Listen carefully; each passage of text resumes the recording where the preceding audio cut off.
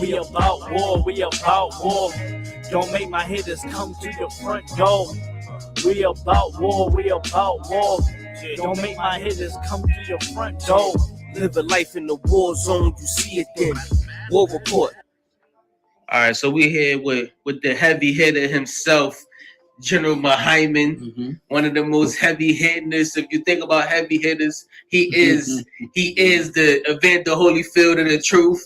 He is him in the flesh, General Muhammad. I'm the Commander General Yohana, of course. Most High Christ. Yeah. Okay, if I could out of one, what's some things that you saw in the truth that separates your life from in the world? What are some things I saw? Or some things that you witnessed in the truth? Like why would you choose this life over the life in the world? What's the difference? I understand. Okay, the difference between being in the truth and being in the world are so varied and so many, it would make your head spin to even understand. Right. When I was in the world, right? Let me give you just a brief example. I, of course, like many other Black and Hispanic men, I was part of a crew that I thought I loved, that I thought loved me, that I thought we would die for each other with, and we would go to jail for each other with. And because of that, we would commit crimes and never snitch on each other and never betray each other. And it was very early into my life in the world when I realized that that was a lie. Right. That was just not true. It was something that I wanted, but it was not something that men in the world could provide for me. Right. And it was not something that I, as a man in the world, could provide for them. Right. When you're in the world, most brothers in the world are looking for a sense of camaraderie and loyalty and brotherhood to have with other men that they know they're supposed to have. You're looking to be a soldier, right, in someone's army. And I knew from 13 that I was going to be someone's soldier. Right. I didn't know what it would be, but I knew I was not someone that was meant to have a life of peace. Right. The problem is the people that I thought that I could serve and become their soldier, I couldn't be because they were not an army. Right. They were not together. They were not men that cared about loyalty and honor and dignity and a code. Right. But I believed I could get that from them. But of course, I found out I could not. Right. Then I came into the Israelite school of UPK. And I made an oath to give the Israelite school of UPK under General Yohana my honor, my loyalty. And I pledged my life to them. And they in turn pledged their life to me. And they in turn gave me the loyalty that I pledged to give them. And it was what I was always looking for. That's heavy. It was what I always wanted.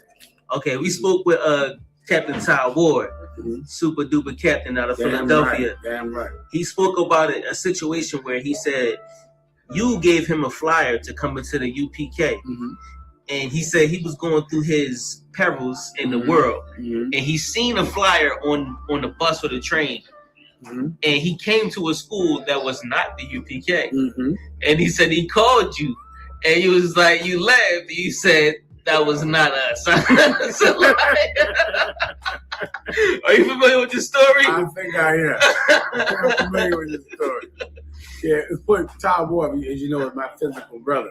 And let me tell you, and it's heavy because Captain Ty Ward, when I came into the truth, was the main pull on me coming into the world.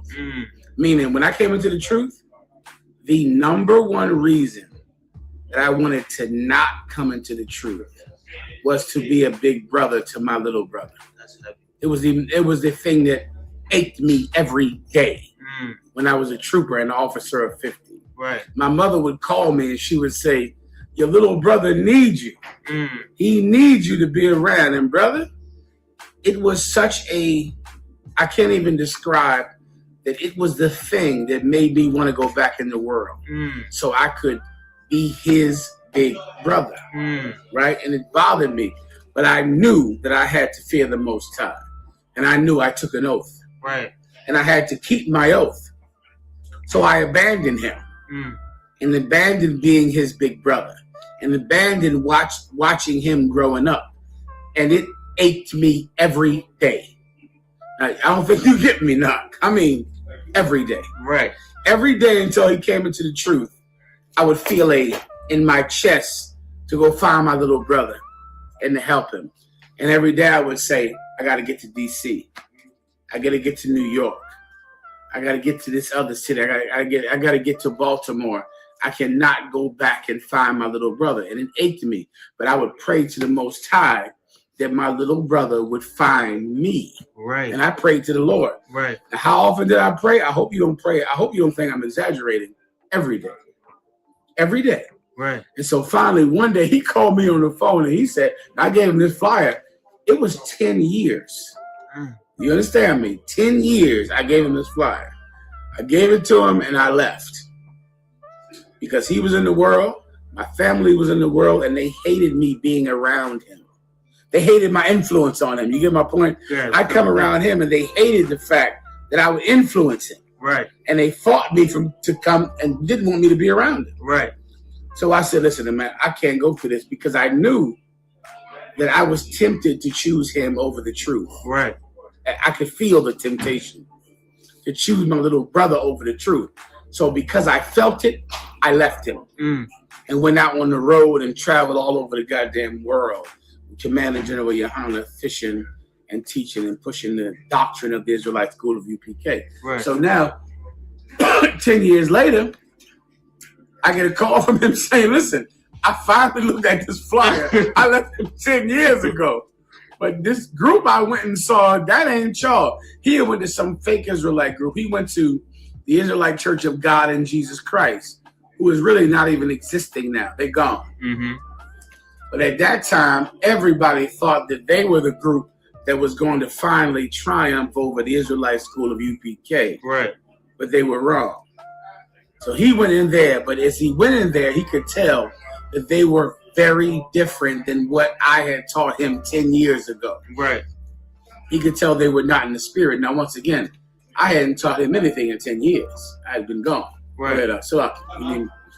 So now he called me on the phone one day. And he said, I went over here, but that don't seem like what you taught me. Right. And I said, oh, yeah, you should never went in there. It's been 10 years. Right. Right. And in those 10 years, that group had broke off from the Israelite School of UPK. Right. In those 10 years. It had been so long. And then I told him about it, and I told him where we were now. I told him where One West was. Right. Where the UPK was, and he came on. All right. So as one of the members in the school that was around during the time of One West, you actually set foot in those buildings. What's one of the memories that you remember from One West? Well, if I could, it's important to remember that you are a brother in the school in the time of One West. Okay. Right now. One West has not changed. If I could let you know something that most brothers won't know. Today, I went and tried to buy the building of One West 125th Street, Harlem, New York, under General Yohana's orders. It's heavy. I try it twice or three times a year. 3 times a year. Right now, Applebee's owns the building. Right, downstairs. Downstairs. Right. And they own the upstairs. 2 or 3 times a year, I try to buy it. I try to rent it. If they won't let me buy it, I try to rent it. I tried today. I sent them an email today to rent it or buy it today. I'm waiting for their response. Right. It's something we try every 2 or 3 years. You get the point. That the One West has never changed. That's a building. Right. Right. But One West is a spirit that's in all of us now. Right.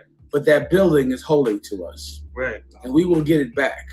One way or another, we're going to buy that building back. And you're going to walk in the door of that building and keep it as a holy place because it's central to our upbringing. It's a place that matters to us. Right. So, yes, I have physically been there, but so have you. You're learning from there. What you're learning from the generals and the captains over you now is in no way different than the brothers that learned back in 1990, 1985. Right. But just so you know, today, I tried to buy it today. Right. And the minute they sell that building, we're buying that building. Right. It's in Harlem, 1 West 125th Street. I don't know what we're going to do with it. Right. But we're going to take it. We're going to give it to Jazar Yak in some way to do something with it. Right. and we're going to buy it. But I tried today, and I'm waiting for the email. I'm hoping that because of this coronavirus, this is why I called today, because I'm hoping because of the coronavirus, these white people need money. They suffering because it's a law firm that owns it now. A law firm, Applebee's owns downstairs. A law firm owns upstairs, which is where our school was. Right. We'll buy it from Applebee's or from the law firm or both. Right. But what I'm hoping is that one of them will be suffering and in need of money, and that they'll be willing to sell it to us or rent it or something. Right. General Yohana would preferably like to buy the building. In the UPK, we didn't own the building at that time. We rented it. Right. Because we, of course, were suffering back at that time. But now, General Yohana is not suffering, and he would buy it. Right. But I did it today. We'll wait for their response. And what's different from then and today? Nothing. The truth today is exactly the same way it was when I was a trooper. See, this is no different at all. It's a man of persistence, ambition, and all of those things, determination. I don't want to hold you up because you one of, if not, you know what I'm saying, the most busiest man I know. The second most. The second most. Definitely the second most. What was one thing you would tell the people today, if they don't know what the UPK is, or if they don't know what the truth is, and they don't know that it's a lifestyle out there that they can achieve, obtain right? To change their life? Okay. What would you tell those people? What I would tell them is that most of them will not ever be able to attain the lifestyle that you and I have achieved. That you and I, an officer in the car, have achieved. Most people will never be able to live like this, and it's foolish for you to even try. Most people should not even try. It's harmful for you to attempt to live the life I live. You shouldn't do it. Right. You should be a civilian. And the Bible says that some are helps. That's in the Bible. Some people are just meant to help the men who are prophets, who are disciples, who are apostles, who are priests. And you should never try to do my job. Right. Because in attempting to do it, it would only discourage you. Right. Right. But there are other men that are meant to do the job better than I am able to do it. Right. And those men I welcome. Right. Those men, I would pray that they would come in and see what I do and do it better than I do it. Right. Right. And so now, to most people, this is, it's like saying, who should be an astronaut? Everybody? Right. No. You get my point? Everybody should not be an astronaut. You're going to try to be an astronaut and you're going to blow up a lot of damn spaceships. That's right. Because you're not fit to do it. Right. But there are some that are qualified. And so is the same with the Israelite School of UPK and its priesthood. Most people should stop trying to do what I do because you can't do it. Right. You should stop attempting. In your attempt, you shame this service. You shame this job. But there are others that will do this job better than I have ever tried to do it. And those brothers I welcome. Right. You understand? Right. All right. With that being said, we got General Muhammad, if not one of the second most busiest men in the whole wide world of Black America. We here again, man. Thank you again, Adawan. We appreciate you. No sweat up. Most high Christ. You know what I'm saying? We got to represent for the culture. Niggas coming out here with all this funny color hair, skinny jeans and shit. Fuck that, nigga. We taking it back to the fringes. Motherfucking Spikes, nigga, representing for the Hebrews. You know what I'm saying? Angry Black Man Media, nigga. We getting it in. We bringing that real shit back. I match my guns with the sneaks. That's my fashion week. Go ask the streets. Dog, we got massive beef. We pass elite. Play this on blast, repeat. Let it go worldwide. Let the masses. I don't care if she thick or her ass petite. She want war with the D. She a casualty. Long as she don't got no limits like I'm Master P. Fucking bitch. Boom stick style. No, do that shit over again. We about war. We about war. Don't make my hitters come to the Shout out UPK! Fuck the spirit, I made it apparent that rappers can't walk up a mile on my shoes. How can I lose? Niggas done copied the groove. Count up the eyes in the ooh. I need to move. I need to grip with a pool. Limos in front of the school. We ain't that cool. I fuck with 144. Real ones just ready for. Pray to the Lord. Just like an artist I draw. You in this raws before. My style is supernatural. I see. We out here today at the No Kings rally. Of course, the country is a big uproar right now about what's going on with Donald Trump. Of course, we know in the ISUPK that we always live under evil leaders and evil leadership. So really, the particular devil, the particular king that's over doesn't really matter. But what does matter is that Black people, Hispanic people, at this moment may be motivated to change, may be motivated to do the right thing, may be motivated to find the Most High, find other leaders, other kings, besides the ones that have been given to us in America, in church, in the mosque. So that's why we out here. We're gonna talk to some Black people about immigration, what's going on, and doing the work. Police Officer 500 Mathumya of the ISUPK. I'm here with this sister right here. What's your name? CC Siani. What's your name, brother? My name's Kai. All right, no doubt. We here with Siani. You know what I'm saying? So I want to ask you a couple questions. What brings you here today at this? I always just felt like, well, we know Trump not for the people and he against us, which is crazy that we voted him in unless it was rigged. But I'm just here. I stand with my people. Damn right. And I came across No Kings through a YouTube video I was looking at, and they're talking about No Kings protest. So I checked out their website, and there's a lot of statements that I supported, and a lot of things that they're standing for, such as like what's happening in this country, and all the negative things, such as like the cuts of the bills that are funding colleges like Harvard and whatnot. And I decided to come out and stand with the people. Don't mind me asking, what's 8647 mean? 86 is restaurant lingo for get rid of it. Oh, 47 is the 47 president. Yeah. I'm here with these sisters right here. What's your name? My name is Jennifer. Okay, I'm here with Jennifer and Sonia. All right, Sonia. Where you guys from? We're from California, Los Angeles area. All right, shout out to California. Yeah. Okay. Shout out to Cali. All right, so they all the way from California here in Philly at this event. What brings you here today? Today we're here to support democracy. As we know, it is under attack. We're deeply threatened by the Trump administration and his tactics that are supporting fascism, ultra-militarism, the abuse of the military, ultra-nationalism, fascist tactics that result in him becoming an authoritarian. And that's unacceptable. We don't accept that in this country. It's got very tense between Philadelphia police officers that were on scene and these demonstrators that were protesting against some of the actions that ICE have been doing around the country, marching and protesting in solidarity with the protests that are happening in California and Los Angeles. Police say crowds marched to the federal detention center in Center City became disorderly, blocking traffic right there in major roadways. Police say 15 people were arrested. I think there's a lot of anger and a lot of frustration in society, and I think sooner or later people are going to fight back. Everyone is terrified. No one wants to go outside. I've said for two sanctuary cities, how we deal with them, we flood the zone. Send many more officers in the community to find the bad guy. If we can't find them in the community, they're going to flood the zone on work sites. So sanctuary city is going to get exactly what they don't want. I'm here with this sister right here. What's your name? Emma. Emma. All right, so I'm here with Emma right now. I want to ask you a couple questions. What brings you here to this event today? So I believe that the media is complicit in promoting Israel propaganda. They're not showing the war crimes that Israel is committing right now. They're not showing how Israel is starving Palestine. They're also basically a Russian shield. They just accept money from whoever and basically grift. They steal money. They shield whatever ideologies they feel like they can profit off of at the expense of the American people. They're not telling us the truth, basically.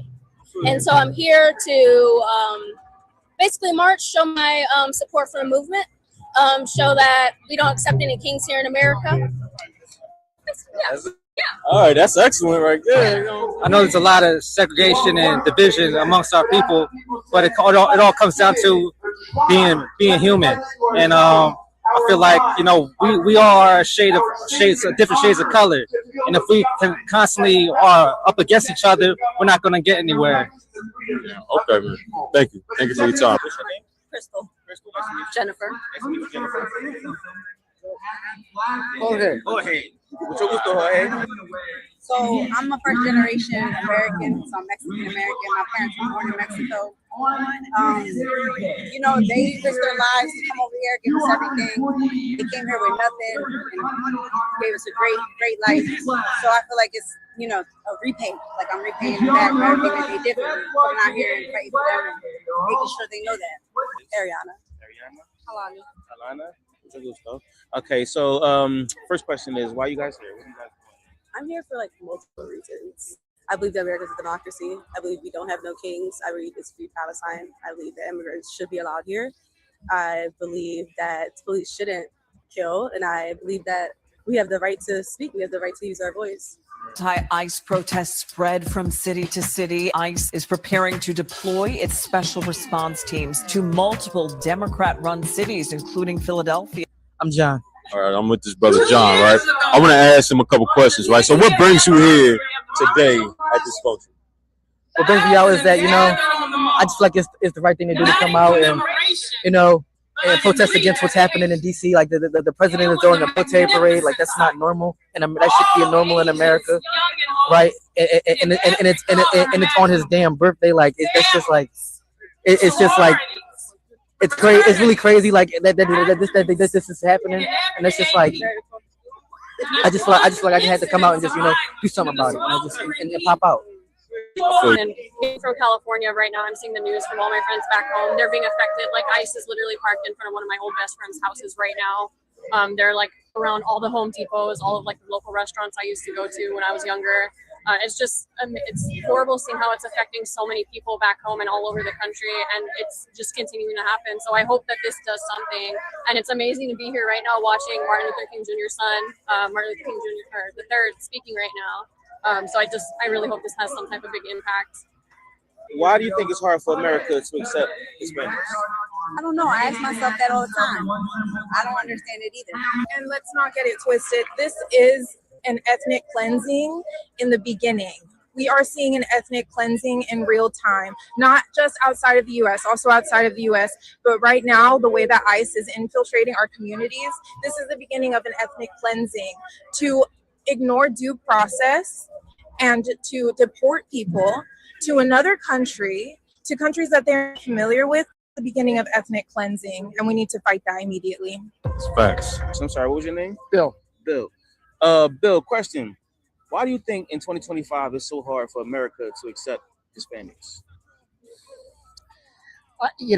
I suspect that people they're afraid that they're losing something that they always felt comfortable with. They think that there's not going to be a place for them the way there used to be. So that they have to accommodate more people from more different countries, different colors, different creeds. Somehow they fear they'll get displaced. And they won't, in a sense, sort of occupy the position they used to. That's my sense of things. Right. Just a guess. Right. Well, I mean, it's a good answer. I guess probably just because they're different from the majority, not even the majority anymore, but the plurality, I guess. And people don't really like things that are different. Nice to meet you, Kiara. So, question: why do you think it's so hard for Americans to accept Hispanics? I think it's just because any type of culture that isn't like white, I think it's just harder for them because it's not just Spanish. I think that's just who we're like really putting energy into right now. But I don't think that's like consistent because like every few years it seems like it's a different type of nationality that we seem to. Because once it was the Muslims, then people of color. So it just changes as time develops. We just pick and choose someone different each time, it seems. So if you're not white and male, then you're just not going to have a good time, sadly. Honestly, it's just anything that's different, they're going to feel some type of way about it. Just understanding what politics can do to a nation of people, man, and recognizing that people have been impacted blindsided by this guy. A good friend of mine lost her job, solely based on some of the stuff he was saying. Another one of my friends, her husband got deported, and they voted for him. So a lot of stuff was close to hit home, man, and that's all people just didn't recognize it. How important politics is. So I guess I'm here to start sharing what I know in the word, man.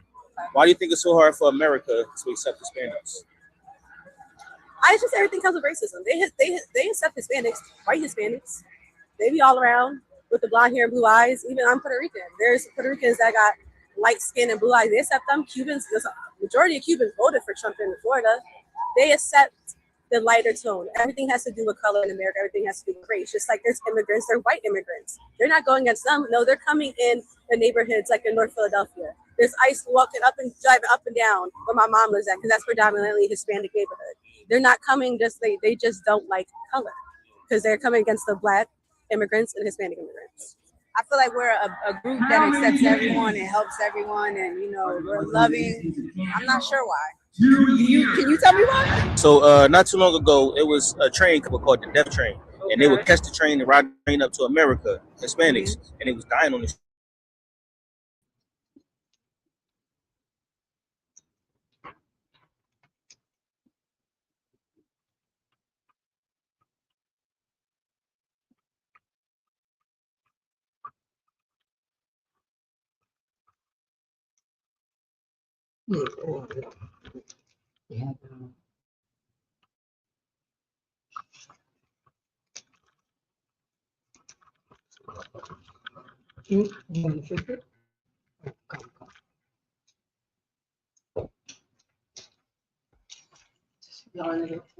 This line right here. Sign Christ.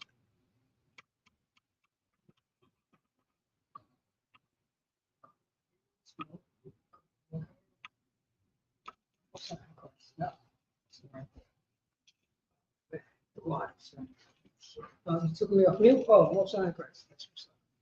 The what? Shalom, Yahweh Shem Yahshua to the brothers. Shalom, Yahweh, Shemor Adam Bashem Yahshua to the sisters. I'm preaching off some Paratazah. Out, you know what I'm saying? Out of ISUPK headquarters in Harlem, New York.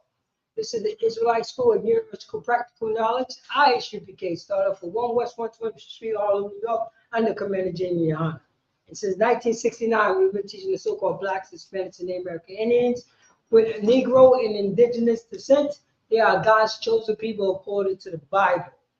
Let's clap it up for the Most High in Christ. And also, this is history class. Since 1969, ISUPK have been teaching so-called Blacks, Hispanics, and Native American Indians the history according to the Bible, the truth. Let's clap it up for that. That's right. The Blacks, Hispanics, and Native American Indians. You know what I'm saying? Baba Gashar, read the title of the class right on the top. God's people, Israelites, we hope also that God that delivered all his people. You know what I mean? That it says it right here. God's people, Israelites, we hope also that God deliver us all his people. Possessive. Who is his people? Because right now in the Christian church, the Catholic Church, the Muslim mosques, they can pick up the Bible, they can pick up the Israelites' constitution and think that's who they are. Where is God's people? Where is the Israelites? How come the Israelites look like white Jesus doctrine of today? Who did that? Who did that? Right now, you know what the Israelites is doing? Especially the priest and the prophet of the ISUPK? We are celebrating our Hanukkah. That's why you see right here our candles. We celebrating, you know what I'm saying, the victory that we, you know what I mean, that we fought against the Greeks. Another nation. But today in 2000 and going into 26, 2025, how come my brothers, the Haitians, is not doing the same thing? It should be an honor that you could fight against your slave master. Your slave master. But everybody celebrate what? Thanksgiving, sir, right? Celebrate Thanksgiving. Thanksgiving is the manipulate fought against people that had kindness. That had kindness.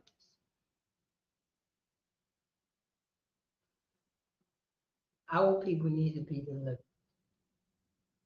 Our people need to be delivered. That's exactly what's going on. Our people need to be delivered. So, Bible Shaw. Get it Matthew chapter. What is it? What's the name? 15 and 24. Matthew chapter 15, verse 24. If I'm not mistaken, I am not sent but to the lost sheep of the house of Israel. Let's go to the New Testament, then we're gonna go into the Old Testament. The book of Matthew. So like it.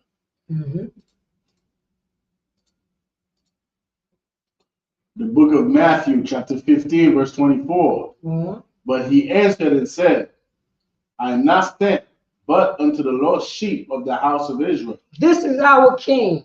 This is Yahweh Shah Mashiach. This is what the people who call Jesus.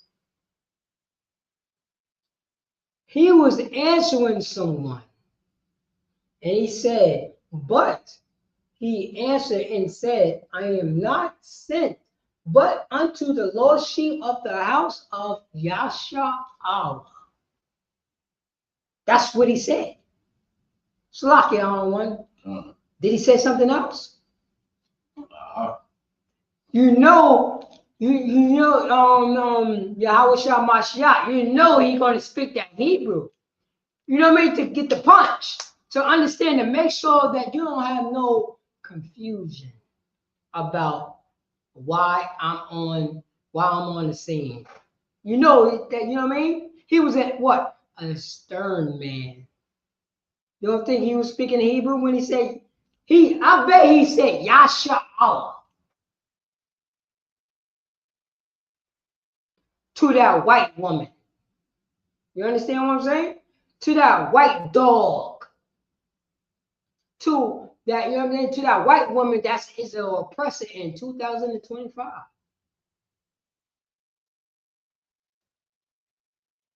Why did he deny her when he's for everybody? Somebody lied to us. Somebody lied to us. Sir. The way that, you know what I mean, they're lying to us and say that the Old Testament is done away with. The way that they say you could celebrate, you know what I'm saying? You could celebrate the God of the Bible on Sunday when he said the rest is on the Sabbath, the seventh day. I'm sure. Read that again. Matthew chapter 15, verse 24. Oh, matter of fact, start from 22, Bob. Verse 22. And behold, a woman of Canaan came out of the same coast. So now it said women of Canaan. Now we're talking about people who live in different regions. Because when you know what I'm saying, when you read Luke, when you read Mark, it's telling you, you know what I mean? They're giving their point of view on this situation, but more detail. It's just like the same thing that, you know what I'm saying? I'm an Israelite from the tribe of Judah. I'm from Yonkers. Because now, you know what I'm saying? If I'm from Yonkers, it would say a woman from Yonkers. But, you know what I mean? But she's from another nation. That's how that goes down. It will be like an Israelite from, you know what I'm saying? It will be like an Israelite from Queens. But nevertheless, he's still an Israelite. You know what I'm saying? God. And cried unto him, saying, and cried unto who? Cried unto the priest and the prophet of the Lord. Not only she cried to Yahweh Shah Mashiach, she cried to the, you know, sir, she cried to the priest that was under him. Because remember, in this scripture, they said, let her go. She cried You know what I mean? She was coming on to us. Because she knew who was God's people. Read on, sir. Saying, have mercy on me, O Lord, thou son of David. Thou what? Thou son of David. No. Thou son of the Holy Spirit. Thou son of David. No. Thou son of Immaculate Conception. Thou son of David. No.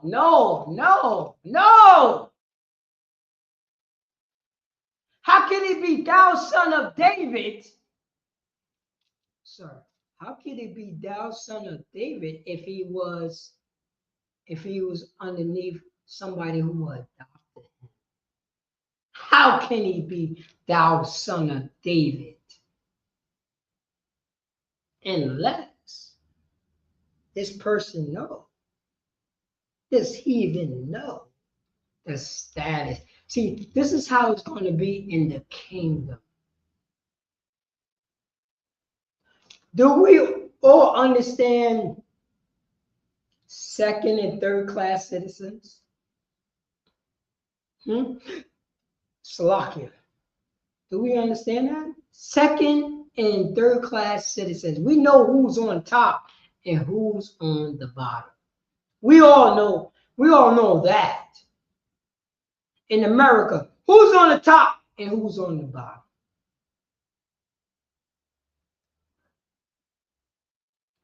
Who know all the information and who don't know all the information?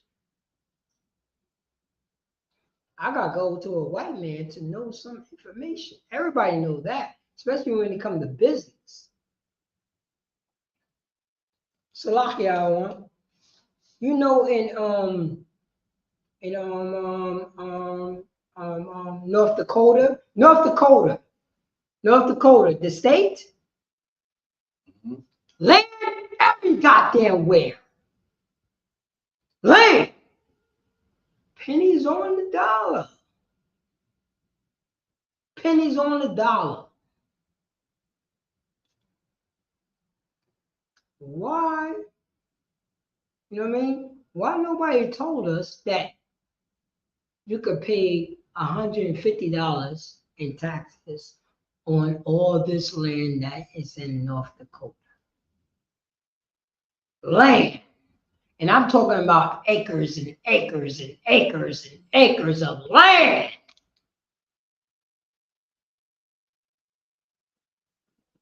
Your sons and daughters would never experience all the land that you could buy in America. You know America is big, right? America is big. Why we don't know that? Why Blacks, Hispanics, and Native American Indians don't know that? But our oppressor knows.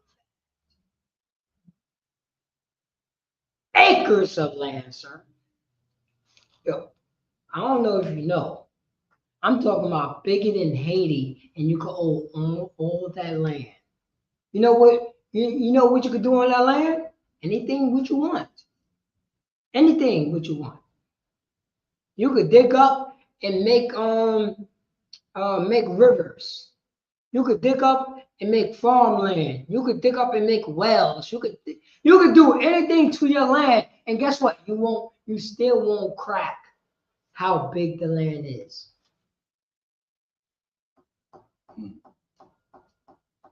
And I'm talking about bigger than DR and Haiti. Pennies on the dollar. Pennies on the dollar. And remember, DR and Haiti is what? A paradise. In North Dakota, there's winter time. You know that? There's winter time. Snow. You can't grow anything. You only have a significant time to grow something. In Haiti and DR, you don't have a significant. You just grow it. You just grow it. Shall I read that? Thou son of David, my daughter is grievously vexed with a devil. No, hold up. A what? My daughter is grievously vexed with the devil. Her daughter. You know what I mean? A definition from Yasha'Allah is grievous with the devil. Read on. That sounds real and something important. Read on. But he answered her not a word. Say that again. But he answered her not a word. I thought Yahweh Mashiach, I thought he loved everybody. He answered her not. She said, my daughter is hurting right now. Son of David. My daughter is jammed up right now. Son of David. And what did the Son of God do? He did not answer her at all. You have to know this right here. We don't. Verse 23. But he answered her not a word, and his disciples came and besought him, saying, send her away. Say that again. Send her away. What did the disciples do? Besought him, saying, send her away. No, she cried to, you know what I'm saying, the Son of God. She cried to the Son of God. And even the disciple who is the, you know what the Catholic Church always talking about, the forefathers, right? They always talking about the church fathers.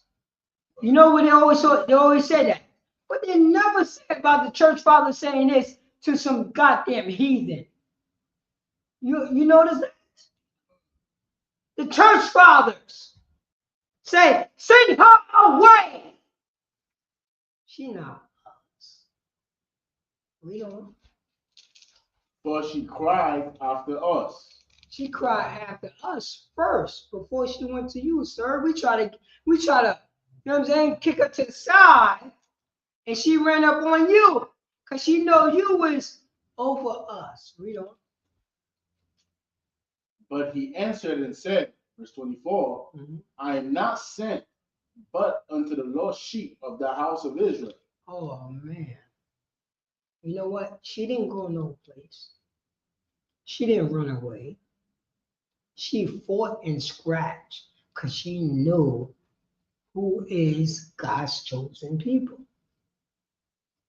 And she knew that only God's chosen people can help her daughter. She knew that. And the brother said, I'm not for you. I'm for God's chosen people. She went to Yahweh Mashiach, and he called Jesus Christ, and said, can you please help my daughter? I know that you guys chosen people.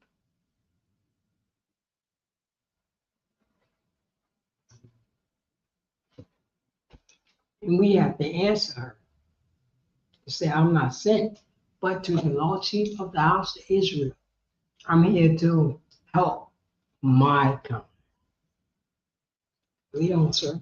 Come. Verse 25. Then came she and worshipped him, saying, Lord, help me. Verse 26. But he answered and said, it is not meet to take the children's bread and to cast it to dogs. Oh, so Black suspends the name of Ken and Salaki, sir. Can you take over on me?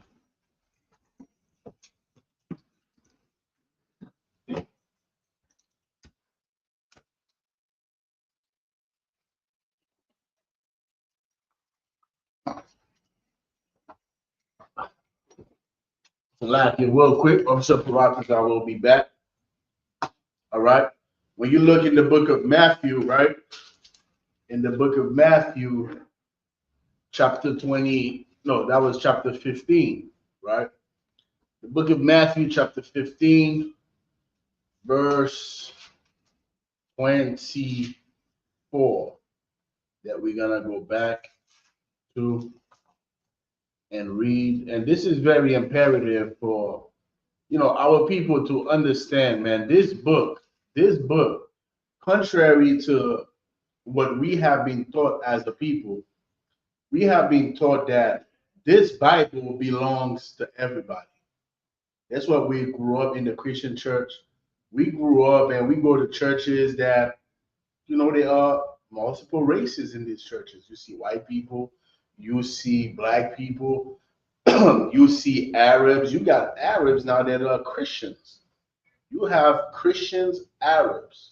They do not practice Islam. They don't believe in Muhammad, right? They believe in Jesus Christ. You have East Indians who are Christians. And because of that, it can fog our understanding of the Bible to think that this Bible belongs to everybody. It can fog our interpretation of the scriptures to think that Jesus Christ came for everyone, but that is a lie. That is not biblical. And the scriptures, if you take your time to really dissect the scriptures, if you take your time to listen to what the ISUPK, what we have been teaching to our people since 1969, you will realize that we are right.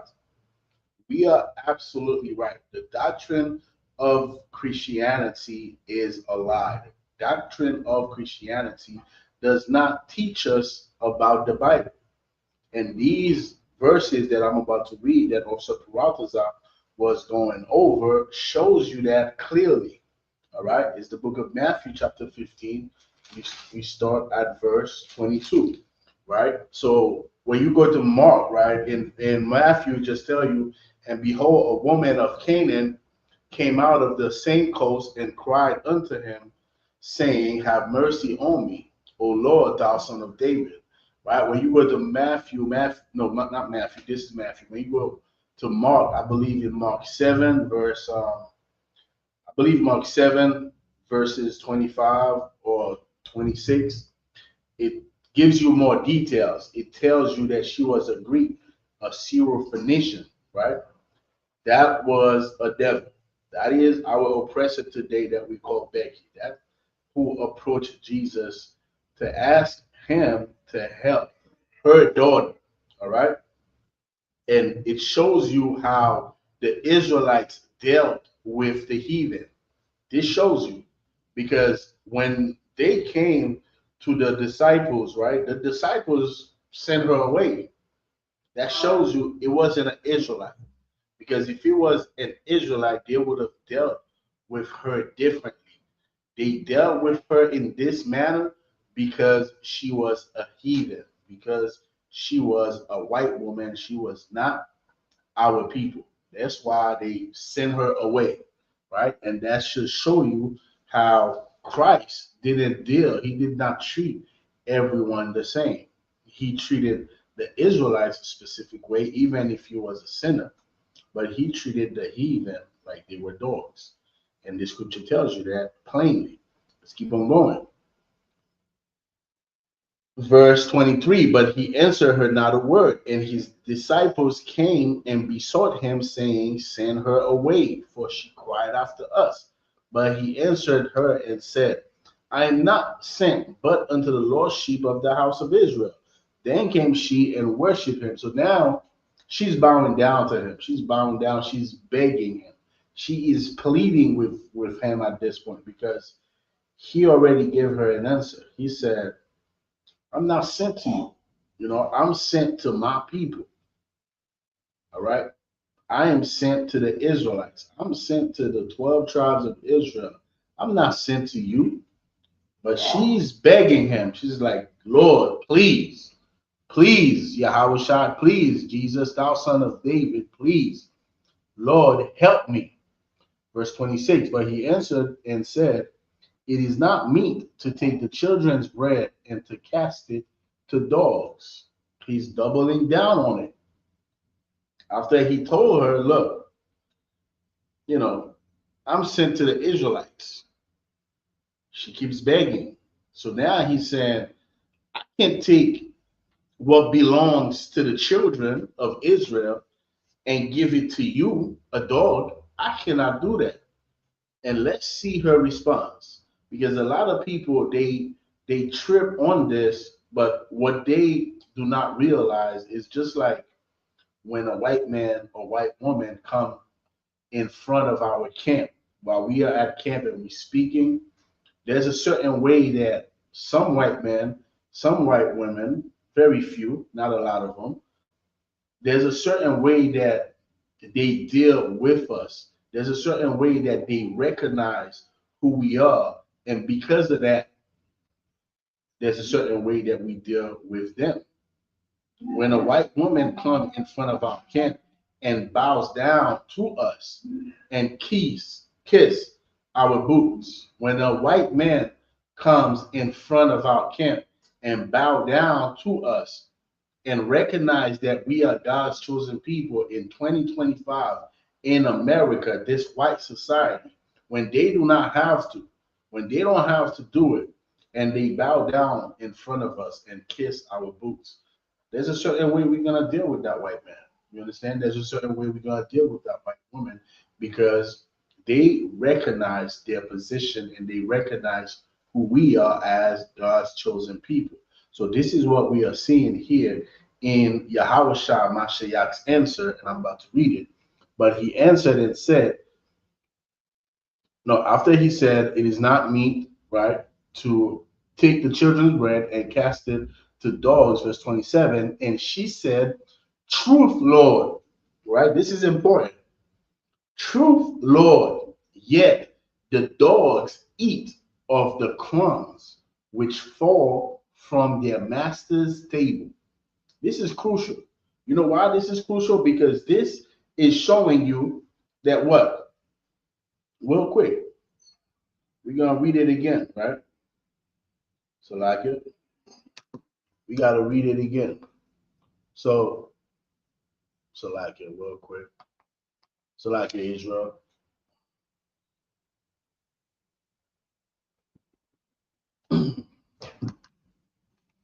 Real quick, we're going to read it again. She said, after he told her, right? This is what Jesus said to that white woman. Jesus called that white woman a dog. He literally called her. He literally compared her to a dog, as opposed to the Israelites, which he called children, right? He said, it is not meet to take the children's bread and to cast it to dogs. Who are the children? The children are the Israelites. These are Jesus' words. He's comparing the Israelites to children in the metaphor. At the same time, let's see how or what he compares the white woman to, and to cast it to dogs. He is comparing her to a German shepherd. That's what he is comparing her to. It is clear, it is plain, right? There's no debate about this. Verse 27, and she said, truth, Lord. This is crucial to understand what occurred after that. To understand why Yahushua, why Jesus responded the way that he responded, you have to recognize what she did in verse 27. In verse 27, she accepted the comparison that Jesus made. She accepted her position comparing to the children of Israel as a dog. She accepted that. And she said, truth, Lord, yet the dogs eat of the crumbs. Meaning what? Yes, I understand. I am a dog. I understand. But the dogs, they eat. Yet the dogs eat of the crumbs which fall from the master's table. Right? She recognized that she is not an Israelite. She recognized that she is not blacks, Hispanics, indigenous, native Indian people. She recognized that. She's not from the 12 tribes of Israel. She recognized that she is a descendant of Esau. She recognized that she is a dog, right?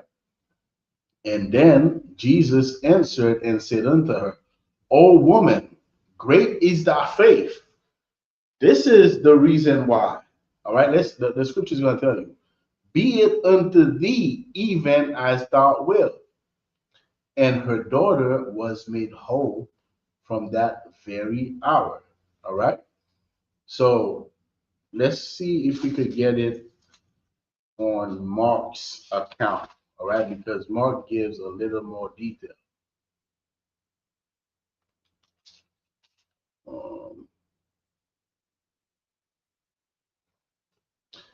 Mark, you see. There you go. In Mark 7, verse 26, it said what? The woman was a Greek, a Syrophoenician by nation, and she besought him that he will cast forth the devil out of her daughter. Verse 27. But Jesus said unto her, let the children first be filled, for it is not meet to take the children's bread and to cast it unto the dogs.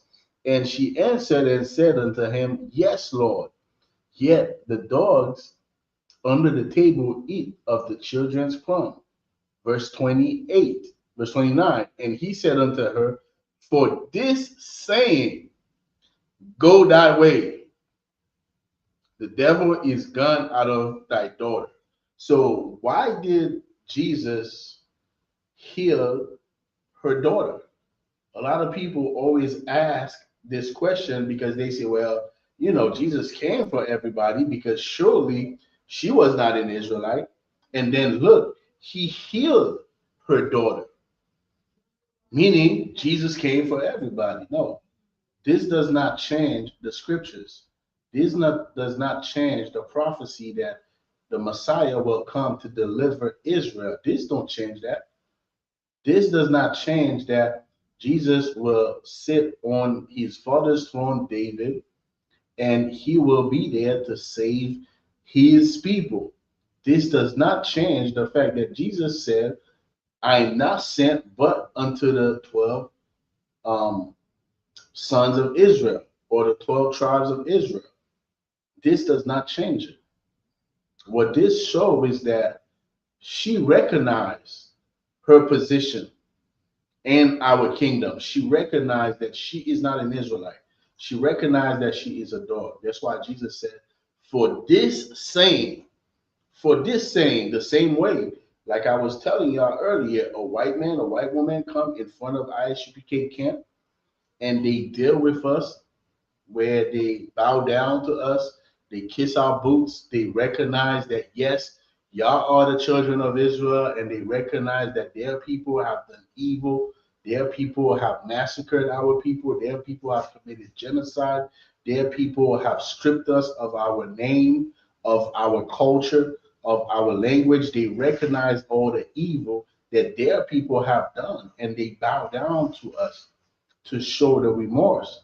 Of course, for this action that these white people do, that you can see on the internet, you could go on YouTube right now and type ISUPK boot kiss. You're gonna see exactly what I'm telling you.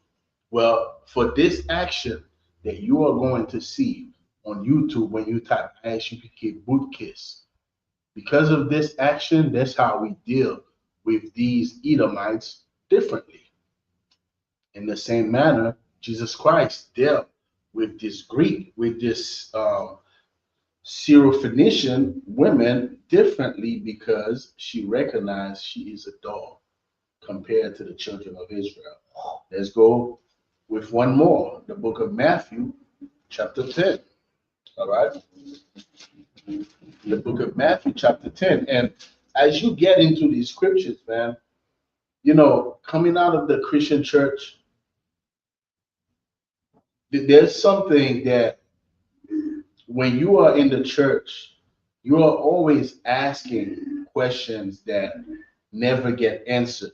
These questions that we have in the Christian church, these questions do not get answered. We only are left with more confusion. We are left with more confusion. When we go inside the church, we come out, we just left with more confusion, man.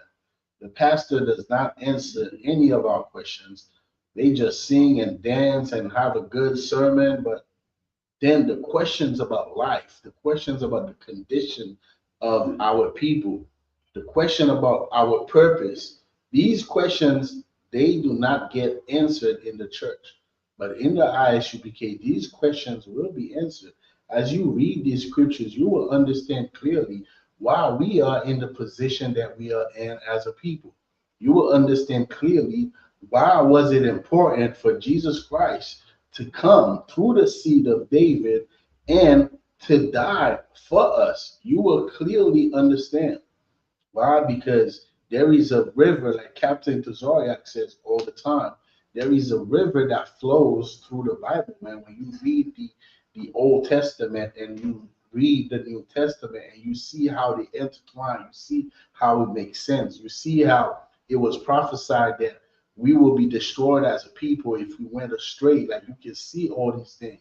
So now these answers, these questions that we have as a people, now when you come into the ISUPK, you are learning the doctrine that we teach, which is the truth, because ISUPK is the home of the truth.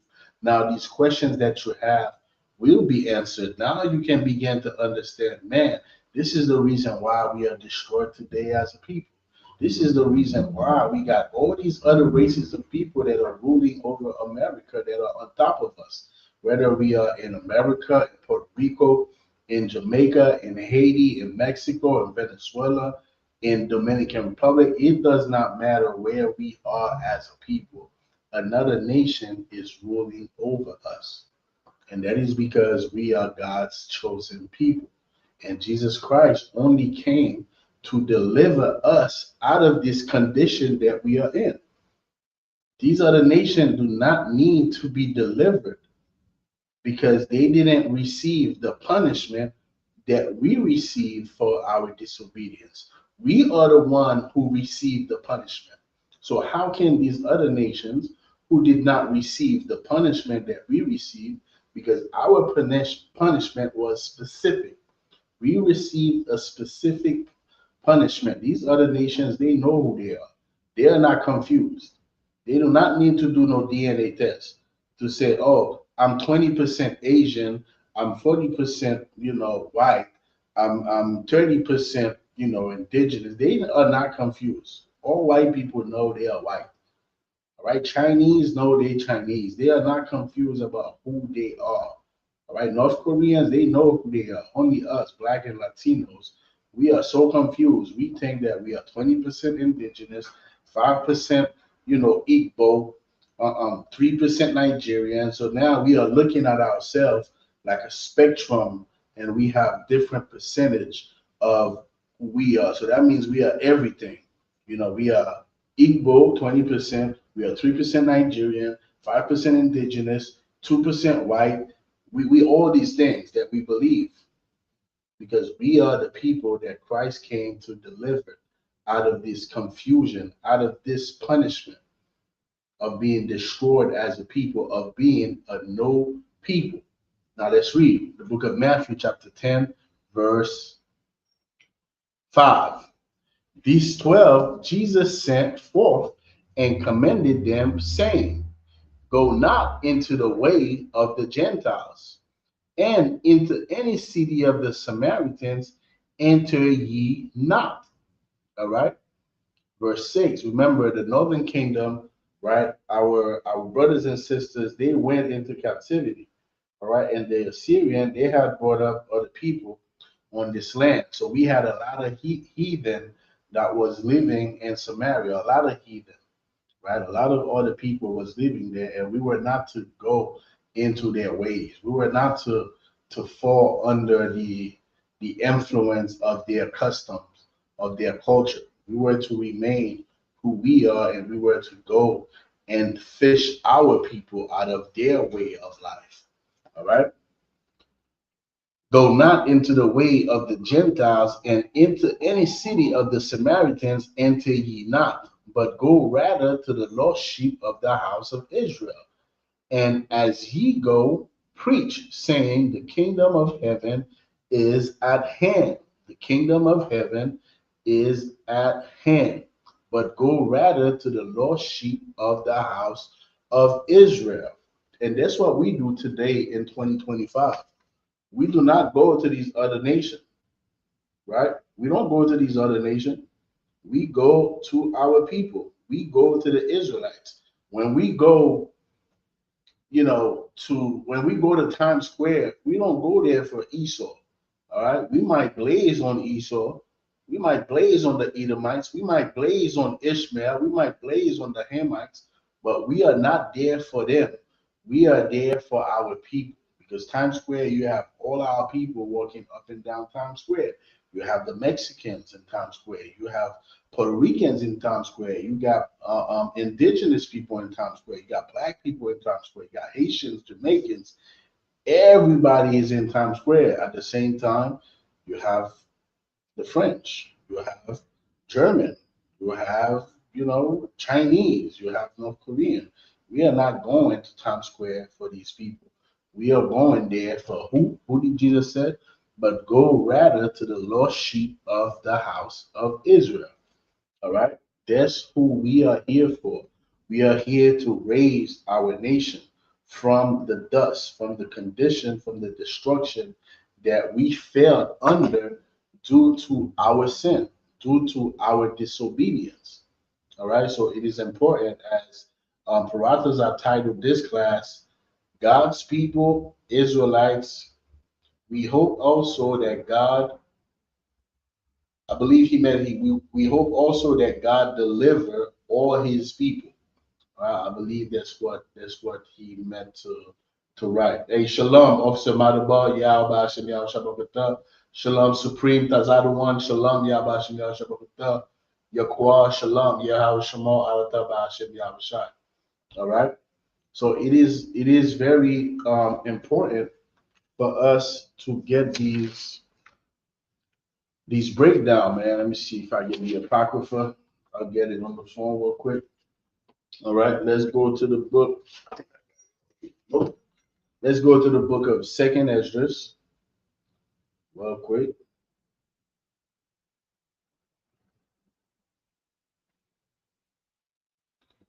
Let's go to the book of 2nd Esdras, chapter 6.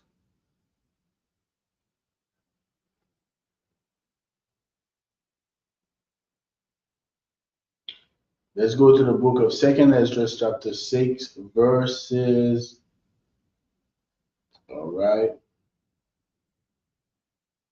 Let's start at verse 8. And he said unto me, from Abraham unto Isaac. So now when you read the book of Esdras, right? In the book of 2nd Esdras, Esdras was just tired of oppression. That's a brother, man, and that is the spirit that we need to have as a people. That spirit. Go read the book of Esdras, man. That is one of the books that will get you right, get your spirit right, as far as not being comfortable in this society. Because a lot of times we get comfortable in captivity. We sometimes we tend to forget that we are in captivity. We tend to forget it because we have jobs, we're making money. All right. So some brothers got businesses, they making decent money. Some brothers go on vacation, some brothers, they got a nice car. All right. We got cell phones, sisters, you got all the distraction, right? You got television, you got hotspot, you got Wi-Fi, you got Hollywood, you got hundreds of channels now, television channels, and you have so much distraction right here on your cell phone. So much distraction right here on this device, right there. So it can happen that you forget, as an Israelite, you are in captivity. It can happen that you're not even considering the fact that as a nation, as a race of people, you have another race of people that is ruling over you. They are the one who creates the curriculum of what your children are going to learn.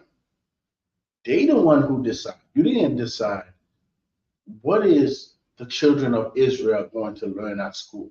No, your oppressor determined that. Your oppressor determined. So this is going to be the historical data that, you know, these people are going to learn. This is going to be the curriculum that we are going to teach. All right.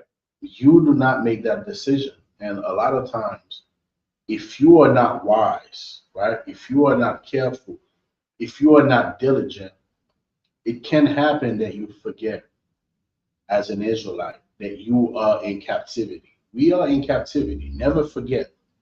We have this saying in the ISUPK. We have an entire T-shirt. You know, it says "Never forget," and then I believe you have the depiction of a slave boat. You know, never forget about slavery, man. Never forget about slavery. Never forget that we are in captivity. And when you read the book of Esdras, you can see Esdras he just wanted to know, when is this captivity going to be over?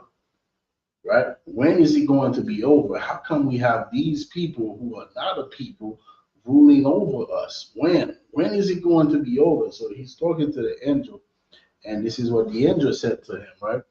We in the book of 2nd Esdras, chapter 6, verse 8. And he said unto me, from Abraham unto Isaac, when Jacob and Esau were born of him, Jacob's hand held first the heel of Esau. All right. So Jacob's, you know, was holding Esau's heel. For Esau is the end of the world, and Jacob is the beginning of it that followed. So our oppressors, man, and you can see it. It is a beautiful thing. It is beautiful in my sight. All right. To see our oppressors falling. And if you have eyes, if you have wisdom, you can see the devil is falling. The devil is literally on his way down. He is on his way down. But you have to be in the ISUPK to understand. You have to be in the ISUPK to notice. The devil is on his way down. Because why? He is the end of the world. And what's important about this, right? What's important about this, which is the latter part of Paratazar's title, also that God delivered all his people. What's important about this, about our oppressor being the end of the world, what's important about it is the fact that Jacob is the beginning of it that followeth. And who's Jacob? We are Jacob.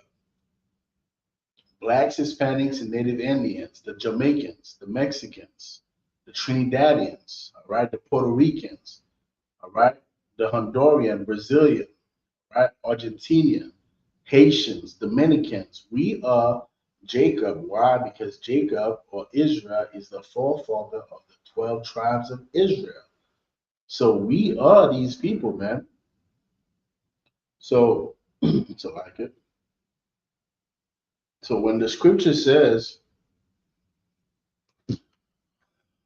so like it.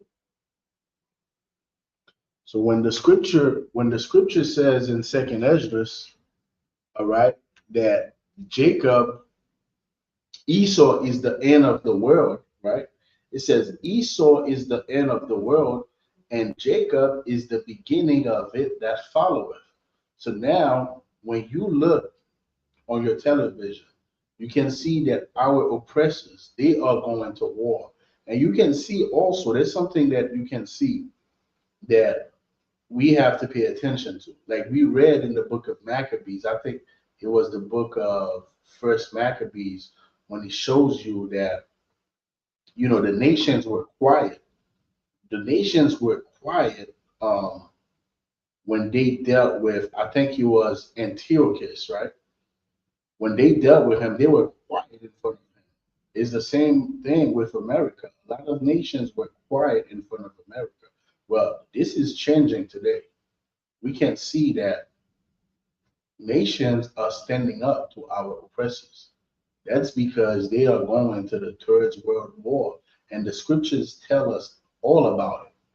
The scripture tell us about the alliance with Gog and Magog, which represent Russia, and Magog, which means of Russia, which are the alliances, the people who will align themselves with Russia. That's what he's talking about when he's talking about Gog and Magog in the book of Ezekiel, the 37 and the 38th chapter. All right.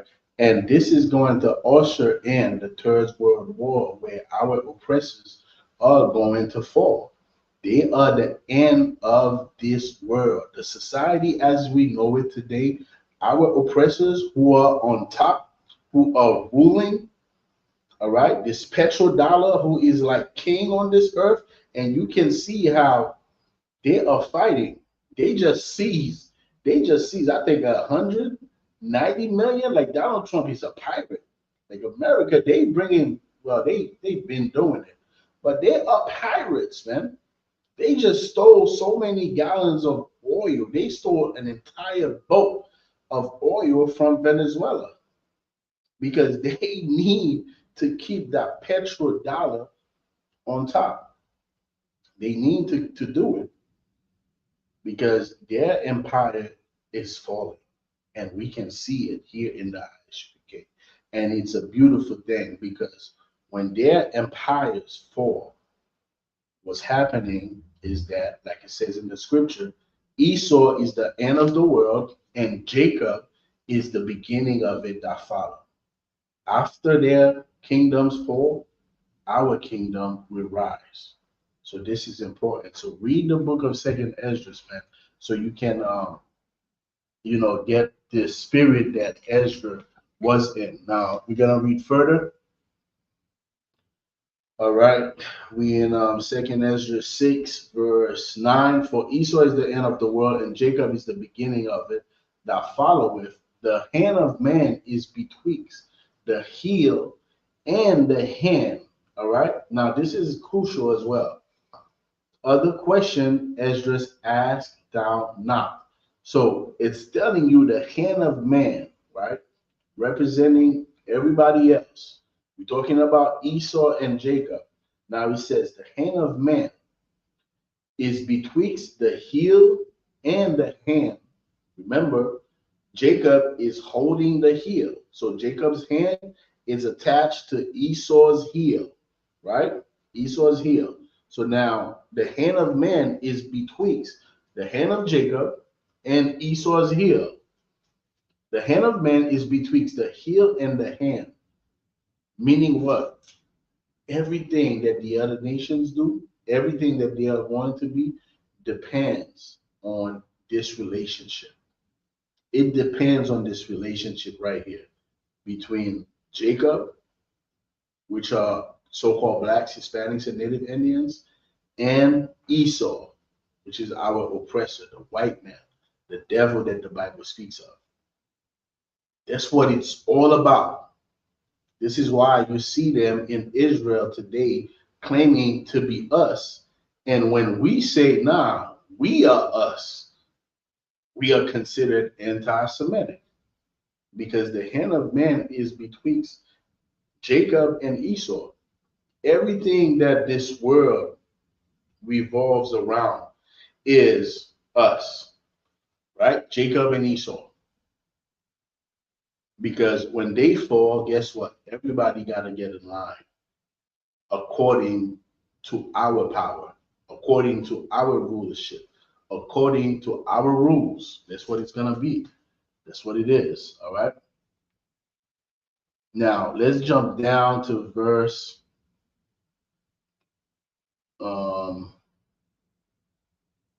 Let's jump down to verse. 1 second.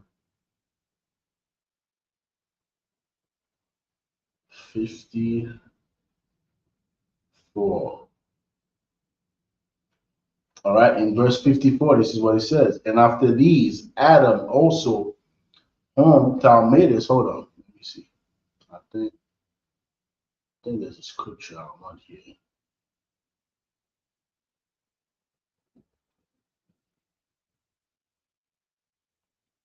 One second, Israel. All right, we're gonna go to verse 54. And after these, Adam also, whom thou madest Lord of all thy creatures, of him come we all, and the people also whom thou hast chosen. All this have I spoken before thee. So, yes, of course, this is another thing that many people like to mention. They like to mention the fact that we all came from Adam, but they mention it, right? When Christian mention this, they mention it from the left side. They don't mention it from having the right doctrine of the Bible, from understanding the Bible. They get it right. But the only reason they get it right is because even a broken clock is right at least twice a day. That's the only reason they get this thing right when they say we all came from Adam. You know, they only get it right because Christianity is a broken clock. That's what Christianity is a broken clock. So yes, there's things that you're gonna hear from the Christian church that's going to be correct. Why? Because the source is the Bible. So when they say that we are all descendant of Adams and Eve, they are correct. But they do not know how to be correct. They don't know. They just say it because, like I said, a broken clock is right at least twice a day. Is the same way when they said, when they said that Jesus came, all right, Jesus came from, when they say that Jesus, well, they don't say that Jesus is the son of David. They say he's the son of God, literally.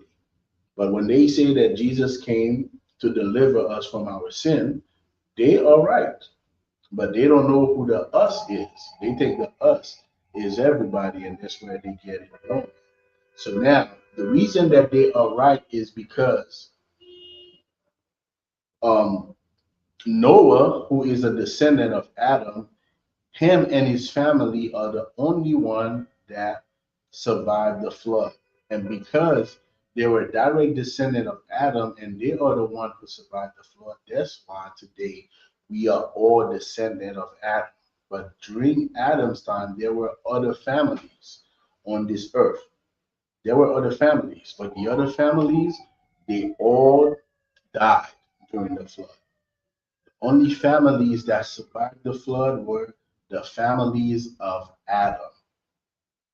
It was Noah, his three sons, and their wives. These are the only people who survived the flood, and that is the only reason why we are descendants of Adam, not because Adam is the first man that the Most High God created. All right? Just for the record. So now it says, and after these, Adam also one time made us Lord of all thy creatures. Yes, right? The Most High made Adam Lord over all the creatures. That's correct. Of him come we all. That's also correct. All of us, all the races on the earth, we all come from Adam. And the people also whom Thou has chosen. So all the other races come from Adam, and also us, the Israelites. All right. So now there is a separation here. There's everybody else, right? And there is us. Verse 55. All this have I spoken before thee, O Lord, because thou madest the world for our sakes. So when you see this earth, when you see the world, this world was created for us to rule over it. This is what this world was created for. And our purpose on this earth, and which shows you how it's so beautiful. What is our duty? What is our purpose on earth? Our purpose is to do what? To obey God. That's what it says. That's what the scripture says. The whole duty of man is to obey God. So if the whole duty of man is to obey God, and God gave us his laws, statutes, and commandments, and told us if we obey him, we will rule the earth. It shows you, man, that this river is flowing in the Bible, man. There is the river that flows through the Bible. Everything makes sense. Everything is connected. Everything is intertwined. It is attached, right? The Most High God gave us his laws, statutes, and commandments and told us if we obey him, we will rule this earth. And when you look in the scriptures, it tells you, because God made us the world for our sake. This world was made for us to rule over it. Verse 56, as for the other people, which also come of Adam. So there are other people on this planet Earth. There are many other people. And guess what? They are all doing better than us. I don't care if it's the East Indians. I don't care if it's the Somalians. I don't care if it's the Nigerian. I don't care if it's the Ethiopian, if it's the Russian, the Ukrainian. The Palestinian are doing better than us. They're doing better than us because the Palestinians, they are not confused. They are not confused about who they are. They are not confused about their identity. They are not confused about their culture. They are not confused. We are the people that's confused. We are the people who do not know who we are, who do not know who our power is. Like it says in Isaiah, the 1st chapter, it tells you, the ox knoweth its owner, and I think the donkey his master's crib. But Israel do not know. We don't know. We don't know nothing. We don't know who we belong to. We don't know who we are as a people, man. All right. So all these other nations, they are ruling over us. And that is not supposed to be happening. It is happening because of one thing and one thing only. It is our disobedience. So we are serving a punishment right now. That's what it is. We are serving a punishment that is coming to an end. And as for the other people, which also come of Adam, thou hast said that they are nothing but be like unto spittle. Like as I'm speaking right now, there are little spittle that are coming out of my mouth. And the Most High compare these nations to spittle. That's how unimportant they are. But when we disobey God, they become our snares, like it says in the book of Judges. They become the people that are now going to be ruling over us. Because okay, so you didn't want to rule over the Chinese, right? You did not want to rule over the Chinese, no sweat. Now you're gonna have Chinese food restaurant all in your neighborhood. The Chinese are going to prosper over you. All right, the East Indian are going to prosper over you. The Somalians are going to come here. They're going to prosper over you. Because these people who are nothing, who you are supposed to rule over through your obedience, because you did not obey God, then now they are going to be the snares that are going to be over you. Let's keep on going. Thou hast said that they are nothing but be like unto spittle, and has likened the abundance of them unto a drop that falleth from a vessel. All right? That's who they are. All right? That's who they are, man. These people are nothing. They are nothing. And I'm about to show you in the next verse how Ezra felt about this. And this is the spirit that we ought to have as a people. We ought to have the spirit right here, man. In verse 57, it says, what? And now, O Lord, behold, these heathen which have ever been reputed as nothing. What is the reputation of these heathen? These heathen, their reputation is that they are nothing. That is their reputation. That's who they are. They are nothing. Nothing. They are inferior than us. Why? Because the Most High God made it so. That's why.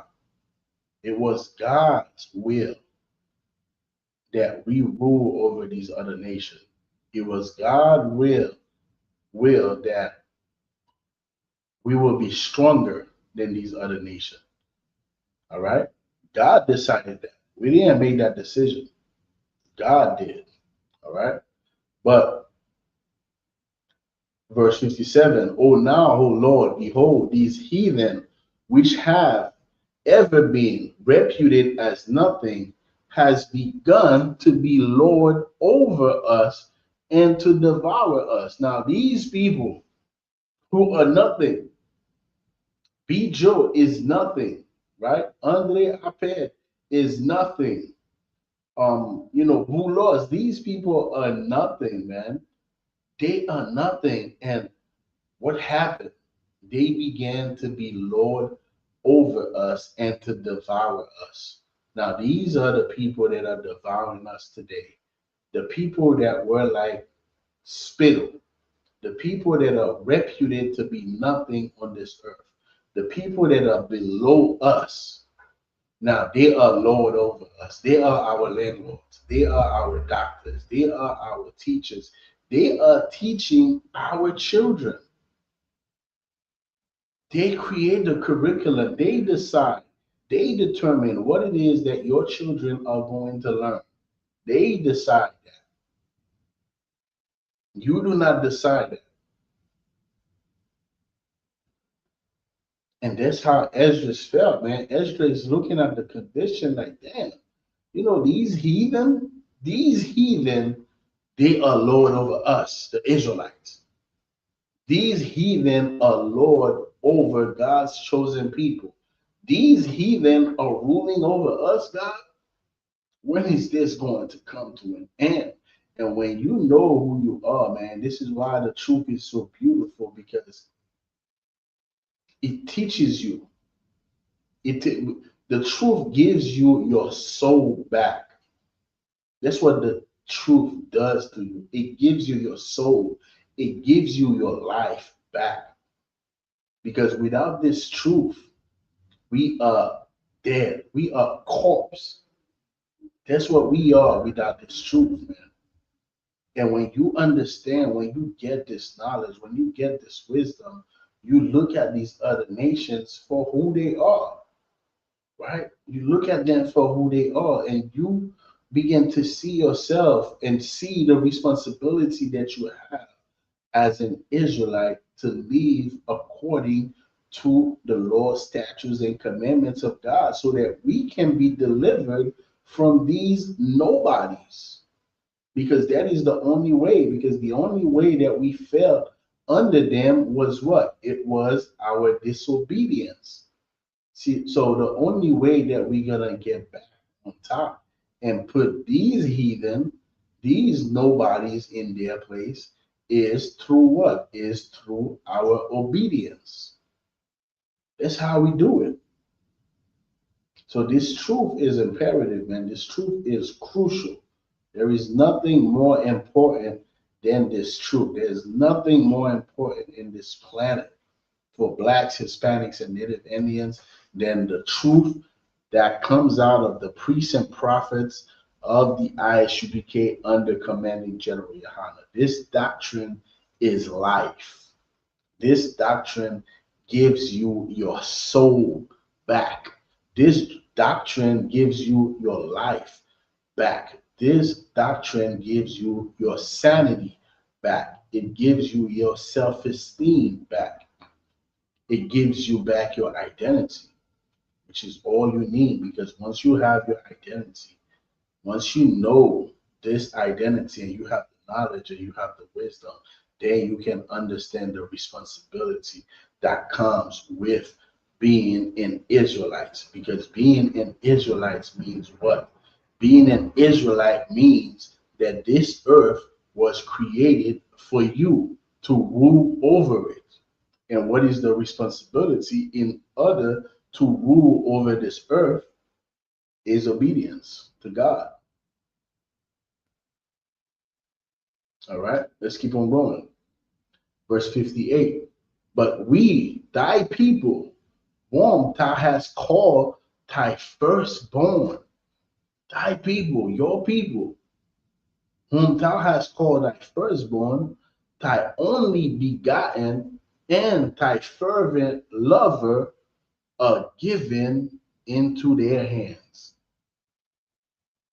Now we are given into the hands of these people who are reputed to be nothing, who are just like spittle, who are worth nothing, who are nothing, that people that we need to civilize.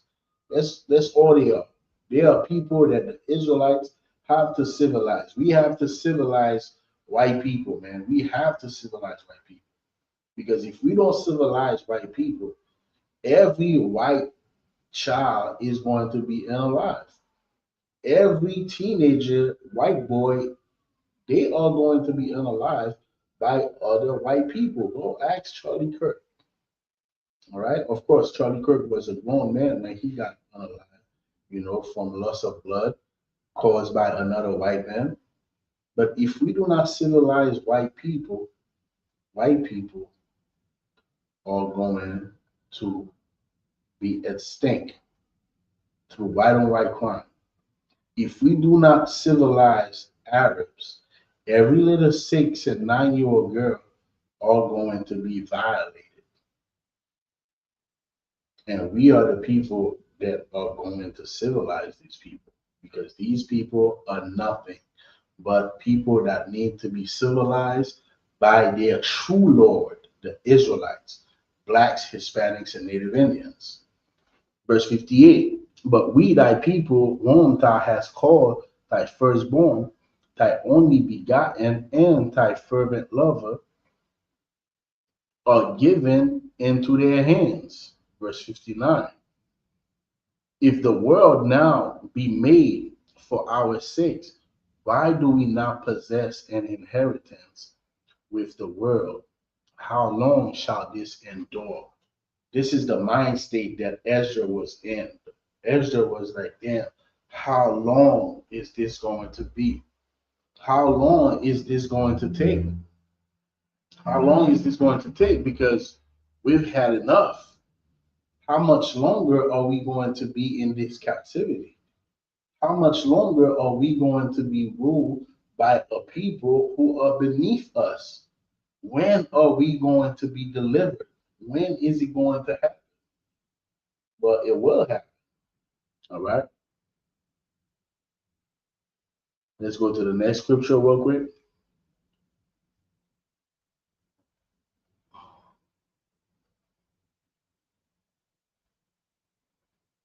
Real quick, till I get. So now let's go to the next chapter, 2nd Ezra, chapter 7. We're gonna start at verse 7. All right. We're gonna start at verse 7. Verse 6. There is also another thing. A city is built and set upon a broad field. All right. And the city, in the metaphor, it is the kingdom. All right. It is the time that when we're going to be in our glory, when we're going to be delivered from this hell that we are living in today. A city is built and set upon a broad field and is full of all good things. The entrance thereof is narrow. What did Christ say in the New Testament, man? Was it Christ that said it? That, the way of life is narrow, right? I'm paraphrasing. It's narrow, but the way that leadeth to death is wide. Wide is the way that leadeth to death. For many that will find it. It's a lot of people that's going to find a way that leads to destruction, that leads to death.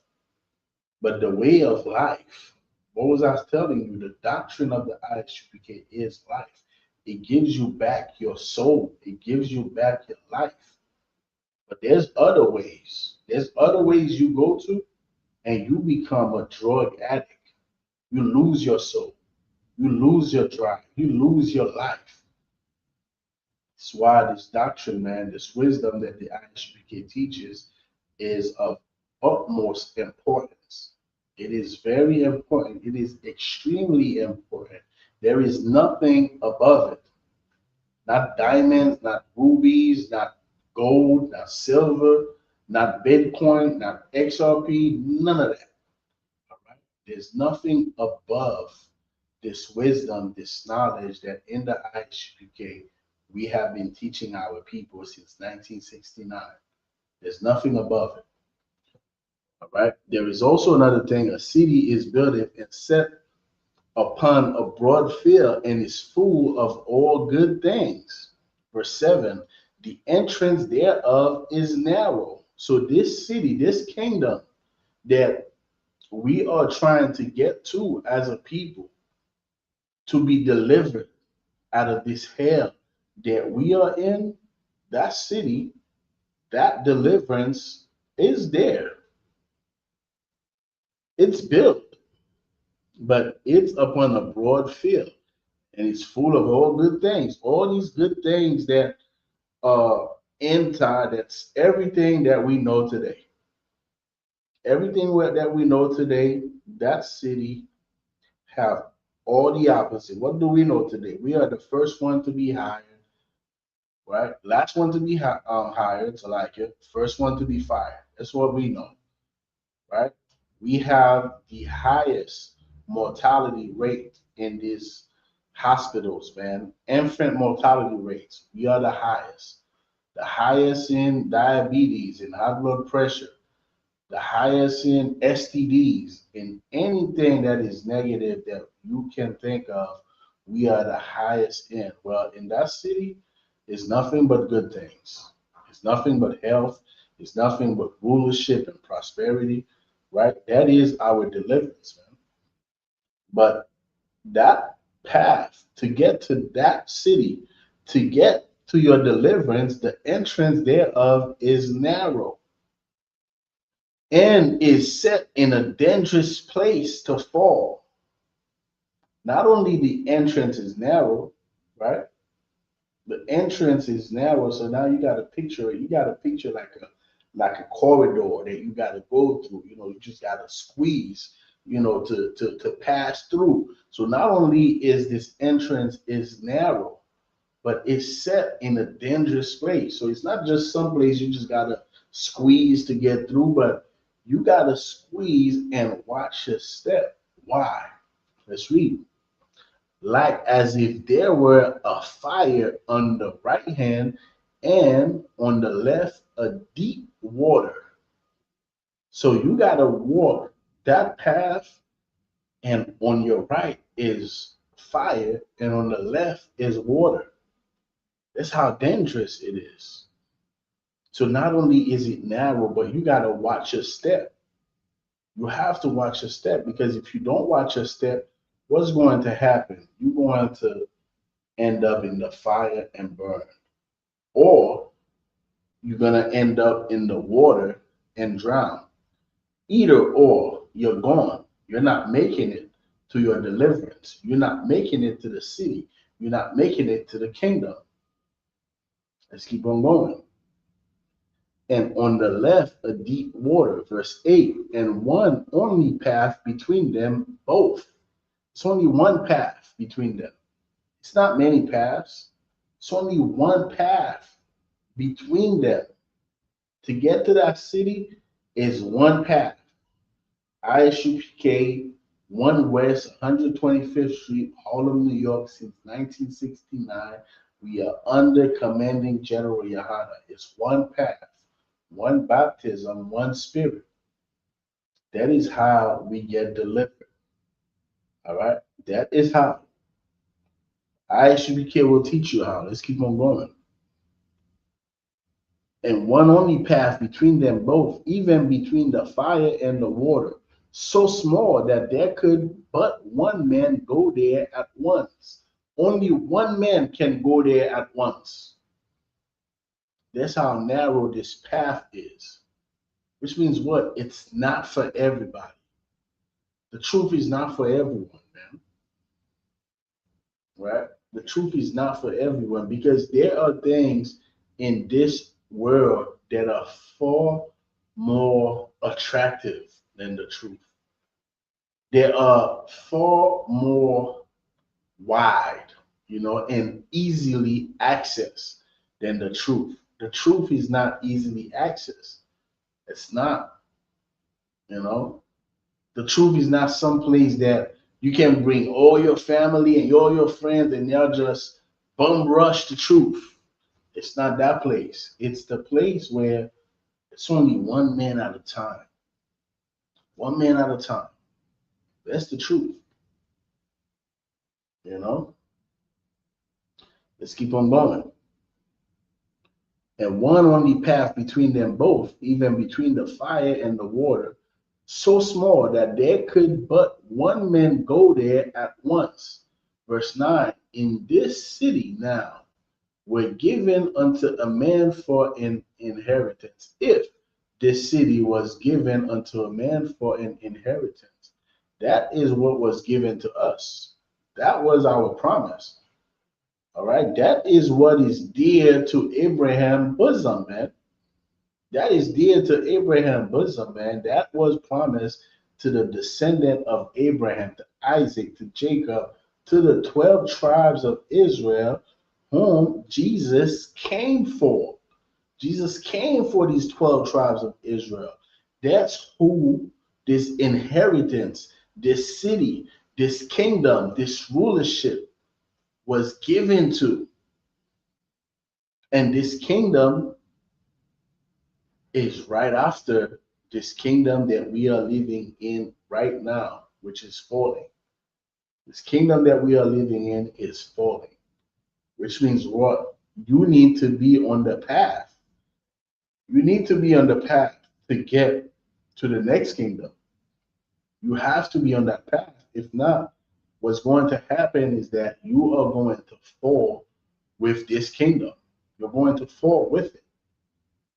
All right? You have to be on the path to get to the next kingdom, because that is our inheritance, Israel. That is what belongs to us. All right? You can see it now. You can't see it. But don't be a child. Don't be a atheist or agnostic, people that's like, there's no evidence. Don't be that person. There's no evidence of the air. You know that it exists. You know it. Let me not say there's no evidence of the air. You cannot see the air. You can't see it, but you know it exists. There's evidence that it exists. It's the same way. You can't see God, but there is evidence that God exists. The mere fact that you exist means that the Most High power exists. All right? Creation is the proof of the Creator. All right? Let's keep on going.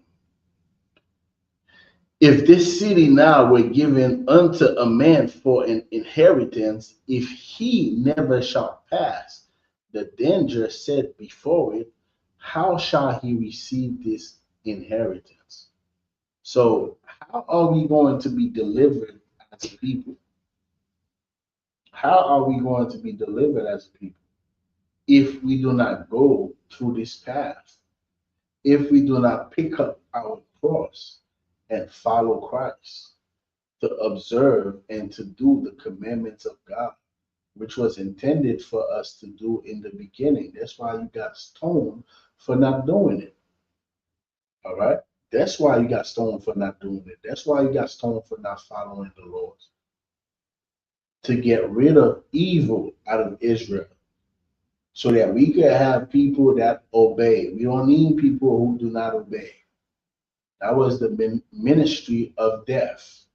The ministry of death took your life. The minute that you made a step to the right, now you got to get in the fire. Or the minute you made a step on the left, now you got to drown. The ministry of death handled that very well until they themselves fell. Until they themselves fell in the fire. Until they themselves fell in the water. Now, because of our King, Yahweh Shah Mashiach, who ignorantly the world called Jesus Christ, we have a second opportunity now to walk that path without worrying about a priest stoning us. Now, it's on you. It's on you now. If you're going to take that inheritance, it's on you to take it. The scripture says, the saints shall take the kingdom It's on you to take this kingdom, man. It's on us to take this kingdom. It's not just going to be handed unto us. No, you got to get on the path. Get on the path. Get on it. All right? Get on that path, man. Get on the path to be delivered. Get on the path, man, because the kingdom is being destroyed. This kingdom is being destroyed that we are in. This kingdom is falling and it's beautiful. It is a beautiful thing to see it. It is a beautiful thing to see the wars that the Bible prophesied about.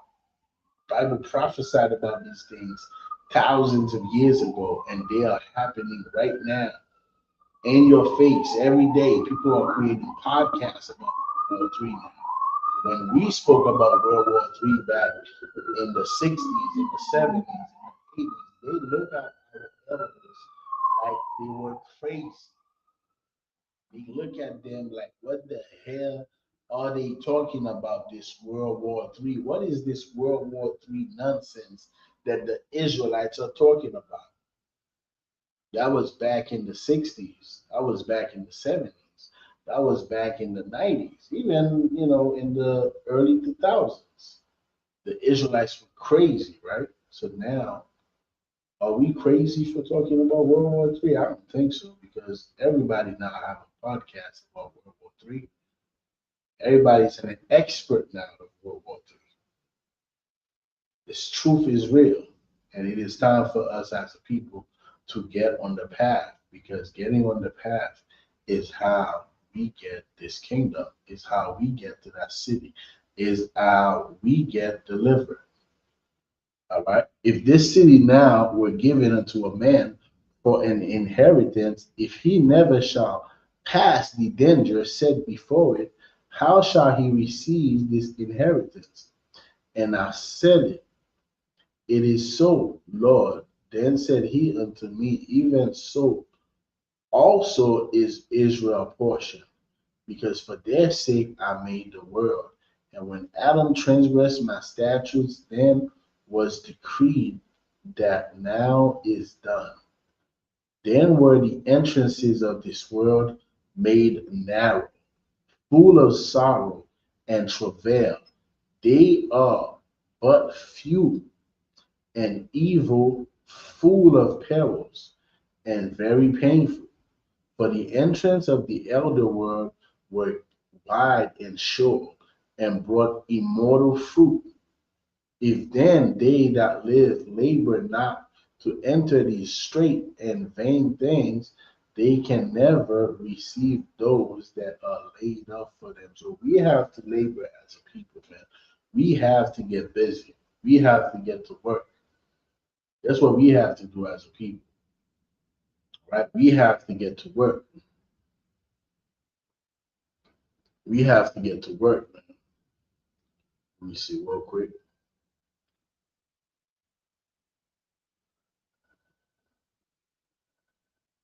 There's another scripture I want to leave y'all with.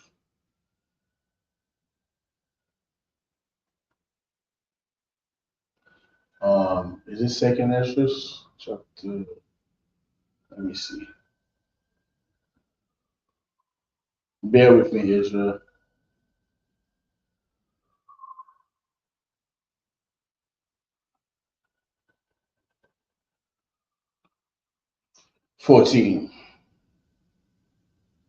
Chapter 14. All right. So now when you go to the book of Second Ezra, chapter 14, we're gonna start at verse 11. For the world is divided into 12 parts, and the 10 parts of it are gone already, and half of a 10 part. All right. And there remaineth that which is after the half of the 10th part. So 10 part of the world is gone already. All right. During the time of Esdras. And there remaineth, basically there's just a little time that remains. It's not we don't have a lot of time. We do not have a lot of time. The time that remains is short. We have a short time that remains. All right. Let's keep on going. For this, the end of this kingdom and our deliverance. Verse 12, and there remaineth that which is after the half of the 10th part. Verse 13, now therefore set thine house in order and reprove thy people. What are we supposed to do today? How do we get into the city? You know how we get into that city? By walking in that path. And how do we do it? By getting our house together, by getting our people together. All right? Reprove thy people and comfort such as them as be in trouble, and now renounce corruption. We got to reprove our people, man. We got to renounce corruption. We got to stay away from everything that get us to sin against God. We have to do it. That's how we get delivered. That's how we get to that kingdom, man. Because we are the people that Christ died for. We are the people that ought to be delivered from our oppressors. Because our oppressor, his word is coming to an end. And what does that tell you? That tells you the other nations, their word are coming to an end as well. Because these other nations, like it tells us in the book of Revelation, chapter 18, they get rich off of Babylon, man. They have drunken the same wine that of fornication that Babylon gave us, these other kings, these other nations, these other races of people, they have drunken from the same wine, from the same immorality. All right? And they are falling as well. And as they fall, we need to get on the path to renounce corruption, to reprove our people, to get our house in order. All right? Now, therefore, set thine house in order and reprove thy people, comfort such as them as be in trouble, and now renounce corruption. Let go from the mortal thoughts. All right, we got to become supernatural. We say, General Muhammad say this all the time, man. Be supernatural. You have to be supernatural. You have to be the kind of man that, let me tell you, man, it is natural, right? I'll use something really carnal. It is natural for a man, right? It is natural for you to see a beautiful woman and want to have sex with her. That's natural. That's natural. She's beautiful. She got fire. It's natural. But how about you become supernatural? How about you look at her, you see her beauty, and you say you're not sleeping with her because of her beauty. You're not gonna do it. The only way you will even sleep with her is, let's say, she requests to talk to you, or if you request to speak to her and you court her and you see where is her mind. Is she someone that is after your mind? Is she someone that follows God? Is she someone that will submit to you? Is she someone that will submit to the laws, statutes, and commandments of God? Or is she a woman that you're gonna have to fight with because she want to celebrate Christmas? Oh, you beautiful and fine, but you want to celebrate Christmas? I'm not sleeping with you. That is being supernatural. It is natural for everybody in your neighborhood to smoke weed. And guess what? You smoke weed as well. Why? Because everyone is doing it. So you might as well. That is very natural to do. What is supernatural is to say, I'm not doing what you are doing. Yeah, I know everybody is doing it, but I'm not doing it. All right? We have to be supernatural, man. We have to be, and these are just two examples that I'm using, drugs and women. All right. Now let go from the mortal thought. There's many other examples that we can use as far as being supernatural. All right. Right now, ISUPK, we are supernatural people, man, because the entire earth is getting ready to celebrate Christmas. And guess what? We are not celebrating Christmas. We're going against the spirit. We are fighting the spirit. Why? Because we are walking that path. And Christmas is that fire. It's that fire. The minute you step to the right, you say, it's only Christmas. you fall. Or the minute you step to the left and you say, I'm just gonna do it for the kids, you fall, you drown. In the ISUPK, we walking the straight path. We're not gonna fall to the right in the fire. We're not gonna fall to the left in the water. We're walking the straight path. Let go from the mortal thoughts. Cast away the burdens of man. These are burdens of man. Christmas is a burden of man. New Year is a burden of man. The other one that's coming up, Valentine's Day, these are burdens of man. And we cast these burdens away. Put off now the weak nature. All right? We are not to be weak. We are not to let our flesh dictate what we ought to do, because we have a soul, we have will, right? And we need to activate that. We need to wake up. And the only way you wake up is by receiving this knowledge, this wisdom that gives you your soul back, that gives you your life and your sanity back. Verse 15, and set aside the thoughts that are most heavy unto thee, and haste thee to flee, and haste thee to flee from these times. All right. For yet greater evils than those which thou hast seen happen shall be done hereafter. Man, greater evil. You thought World War I was something. You thought World War II was something. You thought the Cold War was something. Wait till you see what's going to happen in the Third World War. Wait for that. You thought you saw something, you ain't see nothing yet. Wait for the destruction that's coming. Because this earth, as it's going, things cannot go the way they've been going, man. They cannot. We have our children, that are missing by thousands every year. Sex trafficking, organ trafficking, we losing 500,000 babies in these abortion clinics. This, man, pain, this captivity that we are under is the worst captivity that we've been under. We lost everything.